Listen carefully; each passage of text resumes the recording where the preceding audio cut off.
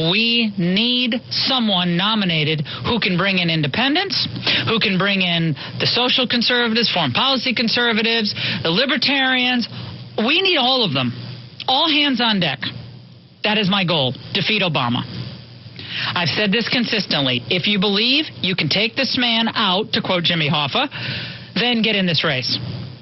If you believe you have what it takes, the passion, the substance, the crowds, the fundraising, all of it, I want you in this race. I said this to Jeb Bush. I said this to Chris Christie. I'm not particularly, in favor of either of them right now. If I had to pick, I don't know. Both of them, I guess, have their strengths. But my point in general is, if you can beat Obama, if you really think so, if you've done your work, you've done your homework, you think I can put together this coalition, then I think you have a responsibility to get in the race.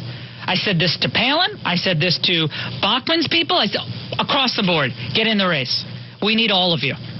The more, the merrier. It's not, don't get in this race. Get in this race. And what I think Ann was getting at last night is, time is a wasting. I guess you can get in November. I guess you maybe can wait. Maybe you can wait till right before the Iowa caucuses. I guess anything's possible.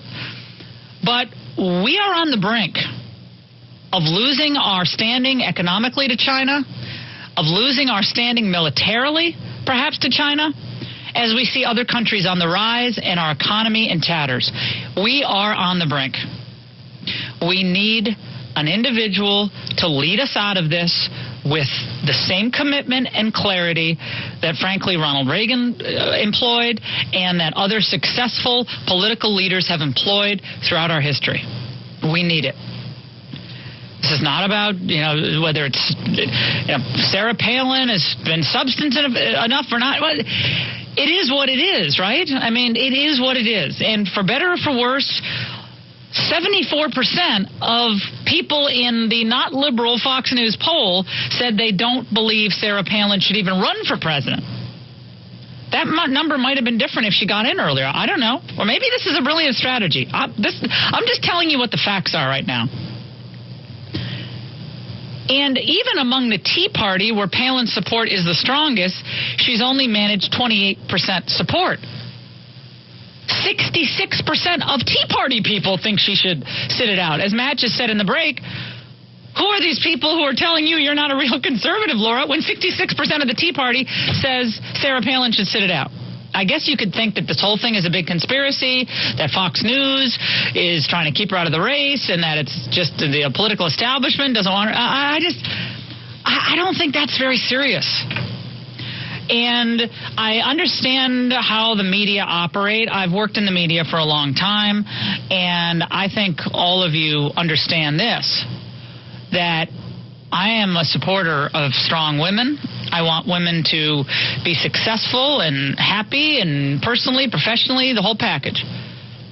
And if you're out there and you're a fighter and you're making a difference, and I am applauding you, making a difference for the conservative cause and for cultural conservatism, I'm applauding you, and I support you.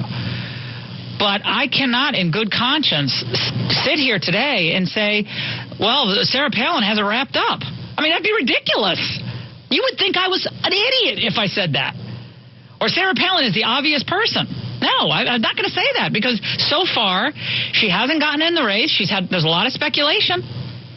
And she likes to keep the speculation going. Clearly she enjoys it. That's fine. There's nothing wrong with that. Nothing wrong with it at all. But there's something going on when 66% of the Tea Party movement doesn't want you to run. Something isn't working. And if you want to put your blinders on and say it's all a conspiracy, maybe that will make you feel momentarily better. But I think we have to have a really serious look at these issues. And maybe it's people consider her more of a celebrity now. They consider her too much of a lightning rod. I don't know. And I know the left loves to keep the Palin fantasy alive. They love it, right? Because that's the only thing they feel like they have to energize their base right now. Well, Sarah Palin might be the nominee. Then all of a sudden people all say, oh, I'm going to do it if I can for Obama, right? So that keeps them going. It keeps the media going. Right? We're talking about it. And then it keeps her supporters kind of angry because they think Sarah's not getting respected. And so everybody kind of feeds off of this question mark. And again, as long as it's a question mark, that's where we're going to be. And I've said consistently, if you can beat Obama, I want you in this race. And people were horrified when I said Jeb Bush should get in the race. How can you say Jeb Bush should get in the race? Are you in favor of Jeb Bush? No, not particularly. But I'm telling you what I'm not in favor of. I'm not in favor of 4 more years of Barack Obama to turn the Supreme Court fully left-wing and activist, to unleash the EPA to destroy more jobs in the United States, to continue to see us slip vis-a-vis China. I'm not in favor of any of that. And whether it's Romney or Perry or Bachmann or any of these people, if you haven't stood up, in my mind, sufficiently strong against China, then I'm going to call you out. I'm not in anyone's payroll. I'm not cheerleading for any particular person. I think conservatism has been re-energized for the better by a movement that is substantive at its core. It's about substance over rhetoric.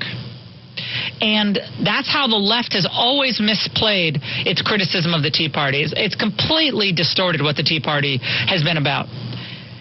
Consistently, it's been about reinvigorating constitutional principles, an understanding of limited government, practically what that means. From little things, right? Little things like getting rid of the PAGE program. What do they cost, $5 million a year or something to run the PAGE program on Capitol Hill? Well, guess what? Give Republicans credit for starting to get it, getting rid of that, because we don't need it. We have automation. We don't need the PAGE program. And meanwhile, President Obama's trying to rebuild the post office, trying to rescue the Postal Service to 6-day-a-week delivery. I guess you could try to do that. Is that really modernizing? Is that really going for technological innovation? Probably not. Where are conservatives going? The technology of the future. Stick with what is going to create jobs. Future technology, real education, true competitiveness with other countries. And, yeah, that means entertaining things like tariffs, if indeed tariffs will combat unfair trade practices being employed right now by China. That's substance. The Tea Party's talking about all that. And to a large extent, Sarah Palin has been responsible, I think, for helping bring energy and enthusiasm to much of the Tea Party movement. You know, she doesn't own the Tea Party movement, but she's been an important part of that. And I've said that consistently. So, with all due respect to people who are emailing in this website and saying I'm a conservative sellout, it's ridiculous. I love you, but it's ridiculous.